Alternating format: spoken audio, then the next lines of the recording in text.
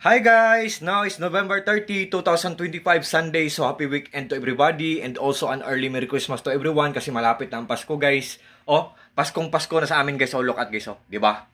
So, guys, sa video kong to, i-flex ko ang aking nose hair trimmer. Ito siya guys, oh.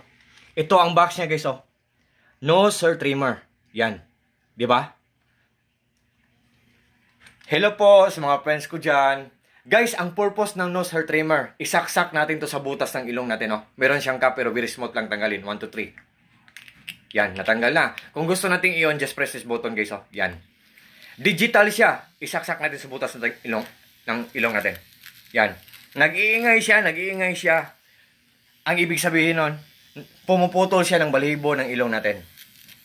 Kasi guys, ang purpose nito, kinukuha niya ang mga balahibong lumalagpas sa ilong natin kasi para siyang paa ng cockroach, para siyang ipis.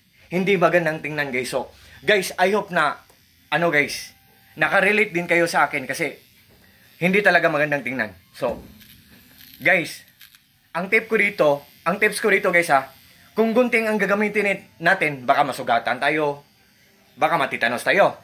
Kung hihilain natin sa kamay guys, ang sakit-sakit. Kung hilahin natin ang balahibo natin sa kamay, ang sakit-sakit.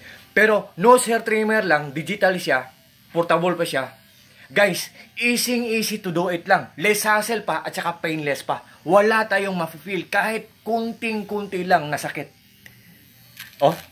So, guys, so very versatile talaga to or so very useful talaga to, guys. Believe me or not, guys.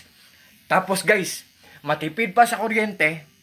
Good pa ang quality at ang pinaka-the best part nito guys, mura lang, affordable lang o hindi ka mahalan. So guys, sa mga interesado lang, tingnan nyo ang link ko o yung basket ko. For sure talagang hindi kayo maghihinayang kasi walang masasayang guys.